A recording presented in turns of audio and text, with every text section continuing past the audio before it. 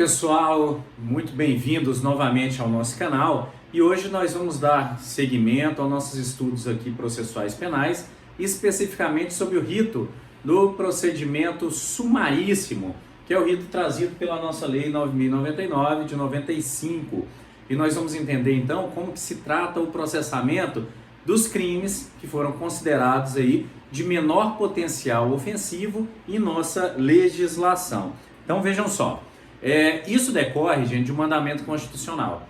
Então vejam só, a nossa Constituição ela tem 3 tipos de tratamentos diferenciados. Então ela traz os crimes hediondos e equiparados, né, tráfico, terrorismo, tortura e hediondos, em que ela exige punições mais gravosas, né? É um mandamento de criminalização expresso constitucionalmente.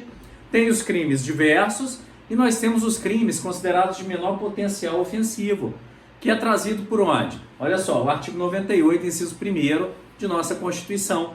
Lá vai falar, olha só, a necessidade de juizados especiais para processamento de infrações de menor potencial ofensivo. Então nós podemos separar os crimes no nosso ordenamento jurídico em 3 espécies: os crimes de menor potencial ofensivo, os crimes que são comuns, né? E os crimes de maior potencial, que são os hediondos e equiparados. Então nós poderíamos fazer essas distinções. Então os crimes gerais, os de maior potencial, seriam os hediondos e equiparados, e os de menor potencial ofensivo, que está aqui, que foi determinada a sua delimitação pelo legislador aí infraconstitucional. Então vejam só, algumas características já são trazidas aí a espécie dos crimes de menor potencial ofensivo: oralidade, sumariedade, possibilidade de transação e recursos que sigam para as turmas recursais de primeiro grau e não para os tribunais. Então um processamento facilitado, um processamento mais ágil, mais rápido na tentativa de soluções de conflitos que são considerados menores para a sociedade, tá? Então olha só, vamos dar uma olhada aqui. A definição de quais são esses crimes de menor potencial ofensivo não foi trazida pela Constituição. A Constituição determinou que o legislador infraconstitucional falasse quais eram. E os critérios foram definidos lá no artigo 61 da Lei 9.099. Olha só, crimes cuja pena máxima não excedam a 2 anos. Então, crimes de menor potencial ofensivo em nossa legislação infraconstitucional são aqueles com pena de até 2 anos, pena máxima de até 2 anos. Esses são os crimes de menor potencial ofensivo. Esses crimes vão ser processados no rito da 9.099. Professor, todos os crimes com pena até 2 anos? Não. Olha só, crimes no contexto da violência doméstica contra a mulher, que está lá no artigo 41 da Lei 11.340, tá? Ainda que tenham essa pena, não vão ser processados aí no rito especial da Lei 9.099, por expressa previsão legal da Lei Maria da Penha, Lei 11.340, tá? Então tomem cuidado aí. Se o crime foi cometido no contexto de violência doméstica, pode ser crime patrimonial, né? Também não só a violência física, a violência contra a honra, contra a liberdade, contra o patrimônio, enfim, né? Nós temos diversos tipos aí abarcados aí pela Lei Maria da Penha. Então, nesses casos, não vai ser processado pela Lei 9.099. Vamos lá. O rito do GCRIM, tá? Então, ele vai ter algumas características que vão torná-lo peculiar. Exatamente nessa tentativa de ter um tratamento mais brando para crimes considerados mais brandos para a sociedade. Então, olha, oralidade, os atos são preferencialmente orais. Gente, na verdade, essa devia ser uma característica de todo o nosso processo penal. A oralidade. A oralidade na busca desse convencimento dialógico, contraditório, né, de quem decide a causa, que é o julgador. Informalidade, afastar aquele rigor litúrgico, afastar a liturgia exacerbada do procedimento, sem esquecer, no entanto, as garantias, claro, né? Forma e garantia. Nesse caso, há uma maior liberalidade nos atos processuais, reduzindo a margem de nulidades. Veja só, para que se atinja o objetivo aí pretendido. Economia processual, tá? Afastando a necessidade do inquérito processual, com instrução única, célere e rápida, que vai ser o termo circunstanciado, tá? Celeridade, a velocidade na resolução desses conflitos, por serem menos relevantes à sociedade, e priorização da reparação do dano à vítima. Então a ideia aqui foi dar um maior protagonismo à vítima que nós não vemos nos demais procedimentos processuais penais. Então dá-se uma maior atenção à vítima aqui. Vamos lá, olha só. Formalidades então do GCRIM. Lembrando que a liturgia é mitigada. Está lá no artigo 65 da Lei 9.099, tá? Os atos não precisam ter complexidade.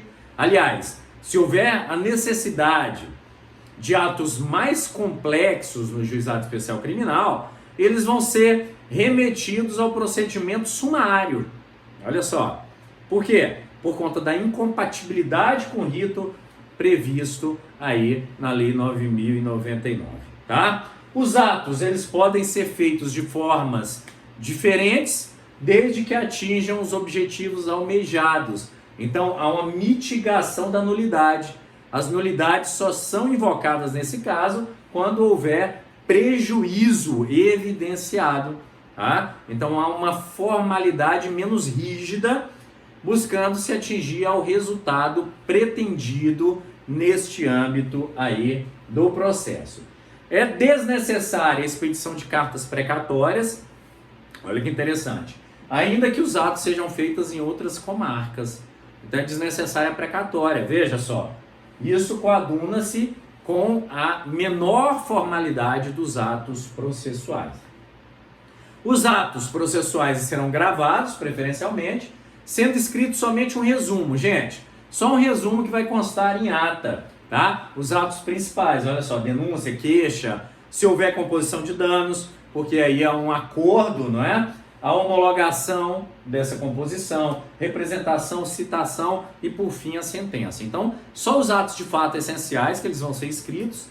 E com detalhe, nós vamos ver que, por exemplo, a sentença vai ser dispensado relatório, né? O rigor escrito, né? Que é característico de nosso processo penal, que deveria ser oral, né? Em todos os ritos, ele é mitigado um pouco aqui. Então há uma tendência cartorária em nosso processo, vários volumes escritos, enfim, isso é dispensado expressamente aqui no rito da Lei 9.099, que é uma tendência, gente, só fazendo parêntese, que deveria ser seguida pelos demais ritos processuais, porque essa é a grande ideia de um processo acusatório, um processo democrático, né?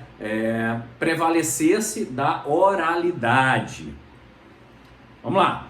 Para entendermos aí como é mais simples esse procedimento, já começamos aqui no flagrante. Então vejam só, nos crimes que não são de menor potencial ofensivo, alguém que é conduzido em uma delegacia em flagrante, né? Lá nos termos do Código de Processo Penal, né? Que está cometendo, que acaba de cometê-lo, que é perseguido, que é pego logo após, não é?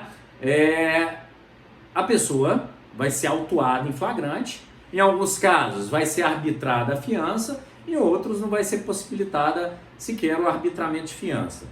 Nos crimes de menor potencial ofensivo, gente, crimes com pena de até 2 anos, a pessoa é conduzida à delegacia, só que vejam só, não vai ser lavrado auto de prisão em flagrante, vai ser lavrado um termo simplificado, que é chamado termo circunstanciado de ocorrência. É um termo resumido, a pessoa não é levada ao ergasto, não é necessário pagar fiança, né? E nesse termo nós vamos ter um resumo do que seria um auto de prisão em flagrante. Eu poderia dizer para vocês que é um auto de prisão em flagrante resumidíssimo, bem resumido, tá? Então vamos ver, olha só, não vai se autuar em flagrante. Se a pessoa não estiver em flagrante, não vai instaurar um inquérito, que é uma formalidade com mais, digamos, complexidade, então não é necessário também. Então, em todo caso, flagrante ou não flagrante, vai se lavrar um termo circunstanciado de ocorrência, tá? É um procedimento sumaríssimo de investigação em que se escuta todo mundo, solicita-se as provas que se entende necessário e isso já é remetido imediatamente ao judiciário. Veja só, não há necessidade de diligências ulteriores, né, novas diligências, não é necessário que se colham novas provas, não é necessário relatório final, indiciamento, nada disso.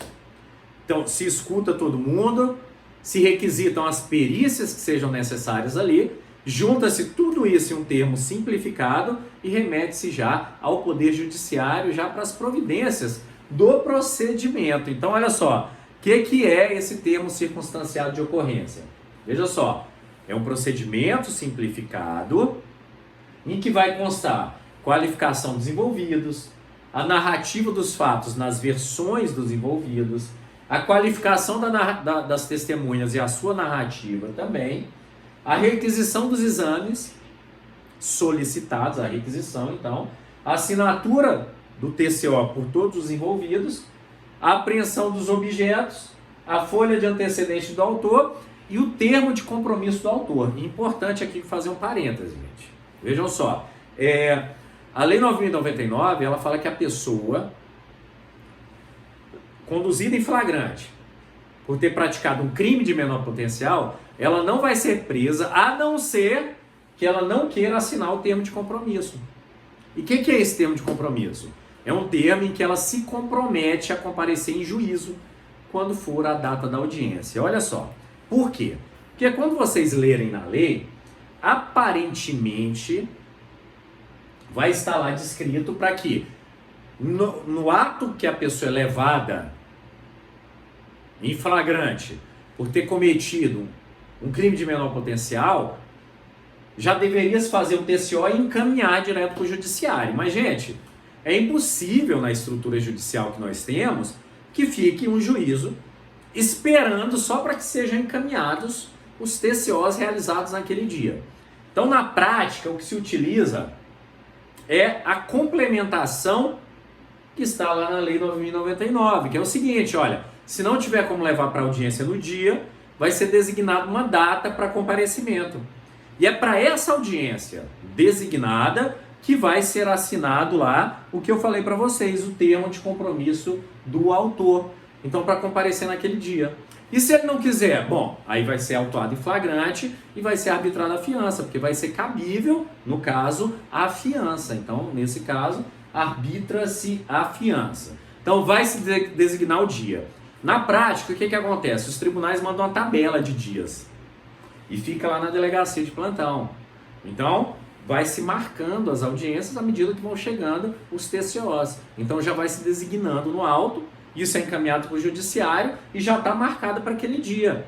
Então, naquele dia, o autor já está intimado, a vítima está intimada e as testemunhas para comparecerem naquele dia e naquele horário já previamente designado, em que eles assumiram lá o termo de compromisso, tá? Então, olha só, lá já vai estar intimado de comparecimento com advogado, ou na ausência de advogado, a nomeação de defensor. Naquela audiência que foi designada, vão estar presentes o juiz, o conciliador, o MP, o autor, a vítima e o defensor. E a gente vai ver por que estão todos esses sujeitos lá na data. Vamos lá. O juizado especial criminal ele tem duas etapas. A primeira etapa é uma etapa pré-processual, em que se tenta primeiro uma conciliação e depois o oferecimento de uma transação penal, que é uma pena antecipada, oferecida pelo Ministério Público quando estiverem presentes os requisitos legais. Então vejam, alguns falam que a natureza jurídica da transação é uma ação penal própria. E de fato não é um negócio jurídico, porque é um ato unilateral e não bilateral. Vai depender de aceitação, claro, mas ainda assim não é negociável. É imposto e aceito ou não. É a única possibilidade, nós vamos ver. Então olha só. Será verificada primeiro a composição dos danos. Eu falei, a prevalência dos interesses da vítima. Então, primeiro vai se tentar a composição dos danos. Se for ação pública incondicionada, gente, essa composição não vai impedir em nada o andamento dos demais passos. Por quê? Porque a ação é incondicionada. O Ministério Público, ainda que haja composição de danos, ele não pode deixar de dar seguimento ao procedimento. Então vejam só, para que vai servir a composição de danos? Eventualmente para mitigar aí uma reparação dos danos futuros, ou para impossibilitar. Então pode ser negociado ali para que não haja posteriormente uma ação civil ex delicto. Veja só, eu como advogado não recomendaria uma composição dos danos aqui. Não recomendaria. Por quê? Porque não vai impedir nada o andamento da ação penal. Ok. Se for ação condicionada, pública condicionada à representação, aí vejam, aí há um poder da vítima em querer ou não que se prossiga.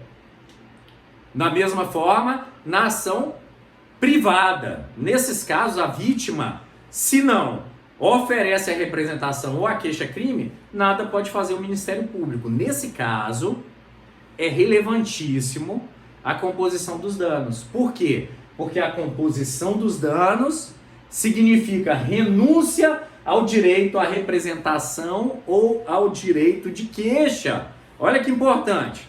O processo morre ali, antes de ter de fato sido iniciado. Então a composição, nos casos de ação penal privada ou ação pública condicionada à representação, homologada pelo juiz, implica em renúncia ao direito de queixa ou ao direito de representação. Ali encerra-se o procedimento. Então veja a importância. Veja a importância da composição dos danos. Se a ação for incondicionada, vai servir só para mitigar uma eventual ação de reparação de danos, tá? Não realizada a composição, então veja, realizada a composição, ação privada ou pública condicionada, acabou. Não realizada a composição ou realizada e sendo a ação pública incondicionada, tá? Vai se dar seguimento ao rito pré-processual ainda. Olha só, oportunizado o direito ao ofendido. Então vejam só, não houve a composição, é condicionada a representação, a vítima pode fazer a representação verbal, que vai ser reduzida a termo, ou pode apresentar posteriormente, no prazo de 6 meses, não daquela data, mas do conhecimento da autoria do fato, tendo prazo de 6 meses, podendo ser apresentada por escrito. O direito à queixa também pode ser apresentado posteriormente, ou pelo advogado oralmente ali. E já vai se dar seguimento, tá? Possibilidade, então, da queixa-crime também, ou da representação. E aí, olha só, sendo oferecida a representação, o Ministério Público vai oferecer a transação penal, que é uma ação penal abreviada, é um ato unilateral, não é um negócio jurídico processual, como um acordo de não persecução. Não é um direito subjetivo do acusado, também. Vejam só, é um instrumento sui generis, de ação penal sumaríssima dentro do procedimento sumário, em que o Ministério Público pode aplicar uma pena antecipadamente, caso o acusado não queira passar pelo processo do rito sumário. Então vejam, não há acordo, não há possibilidade de negociação. Que casos que pode ser oferecida? Então olha só, não ter sido o acusado condenado à pena privativa de liberdade até passado o prazo da reincidência de 5 anos. Então veja, a pessoa já foi condenada, cumpriu a pena, passou 5 anos, pode. Cumpriu a pena, ainda está no prazo da reincidência de 5 anos, não pode ter transação penal. Não ter sido beneficiado nos 5 anos anteriores pela transação penal. Não indicarem os antecedentes, a conduta social, a personalidade, os motivos e as circunstâncias do crime. O MP não entender por suficiente aquelas penas aplicáveis. Quais são elas, gente? As restritivas de direito. As penas possíveis, vejam bem, as penas possíveis aí para a transação penal são as penas restritivas de direito. São previstas lá no nosso Código Penal. Tem um videozinho aí no nosso canal que vocês podem relembrar. Penas restritivas de direito, tá? Olha só. Transação penal, então o MP oferecerá a proposta, não sendo ela negociado, os termos não vão ser acordados, não participa o advogado, é um ato unilateral do Ministério Público, estando aqueles elementos que a gente viu no slide anterior. É direito do acusado o quê? Aceitar ou recusar a proposta do MP. Aceitar ou recusar a aplicação antecipada da pena. Ele não negocia os termos. Cuidado, não há negociação dos termos, de forma alguma. Se for aplicada somente multa, que é uma das penas alternativas, o juiz ainda poderá reduzi-la aí pela metade. Se não for oferecida a transação pelo MP e no caso fosse possível a sua aplicação, o juiz não pode aplicá-la ele mesmo. O princípio da inércia da jurisdição. O que o juiz pode, como fiscalizador de direitos e garantias, é submeter o caso ao procurador-geral, tá? Em analogia ao artigo 28 aí do Código de Processo Penal. Transação penal não é reconhecimento de culpa. Veja só, não é reconhecimento de culpa, não gera efeitos civis, não gera maus antecedentes, não suja a ficha, como a gente diz no popular, mantendo a primariedade, impedindo tão somente uma nova transação nos próximos 5 anos. Só isso. Mais nada, gente. Caso seja aceita, vai ser dado baixa temporária, até o cumprimento dos termos da transação penal. Se forem cumpridos os termos, será arquivado em definitivo, extinguindo-se aí a punibilidade. Se não, será desarquivado e o Ministério Público vai oferecer denúncia. E aí, se oferecer denúncia, segue o rito sumaríssimo, que aí sim é um procedimento extremamente breve, processual, que começa agora, gente. Tudo isso que nós falamos é uma parte pré-processual que visa evitar o processo. E olha só, o processo começa aqui, no artigo 77. Não sendo caso de transação penal, o Ministério Público vai oferecer aí a denúncia. Ou o querelante pode oferecer a queixa-crime. Vai ser reduzida a termo, a denúncia, vai ser entregue uma cópia do teor ao acusado, se ele estiver presente. Se não estiver, ele vai ser citado por correspondência, com aviso de recebimento, tá? Ou por oficial. Não importando se ele está ou não na comarca do juiz. Então, se ele estiver fora da comarca do juiz, não precisará fazer a citação por precatória. É só mandar correspondência com aviso de recebimento, tá? Se não for possível a citação pessoal e tiver que fazer uma citação por edital, que é um ato complexo, aí o procedimento vai ser remetido ao rito sumário, que nós já estudamos, tá? Aí o processamento vai ser feito pelo rito sumário. Pois bem, tendo sido citado na audiência ou por correspondência ou por oficial de justiça, vai ter se designado a data da audiência. Na audiência, o primeiro ato é o juiz verificar se foi tentada a composição de danos. Nós vimos lá, composição de danos ela é tentada previamente. Mas se acaso o autor não compareceu e não foi possível, será possível agora a tentativa de comporem-se os danos. Se não foi tentada a transação também, é a hora de tentar a transação penal. Se for oferecida e aceita a transação, o processo se encerra aqui até serem cumpridos os termos da transação penal, tá? Se não tiver transação, não teve composição, não teve conversa, o juiz vai dar a palavra ao defensor, que fará oralmente a resposta à acusação. E olha, aí sim, o juiz vai estar diante do contraditório pleno. A versão e a acusação do promotor, a defesa do defensor, e aí o juiz vai determinar se recebe, se rejeita ou se absolve sumariamente, que é uma possibilidade também, em analogia ao artigo 397 lá do Código de Processo Penal. Então veja, o juiz aqui avalia se recebe, rejeita ou absolve sumariamente. Aqui, após ouvir a versão da defesa. Então vamos lá, veja só, a resposta à acusação é um instrumento para que se tente a rejeição da acusação ou a absolvição sumária. Pois bem, o juiz não rejeitando vai tê-la recebido.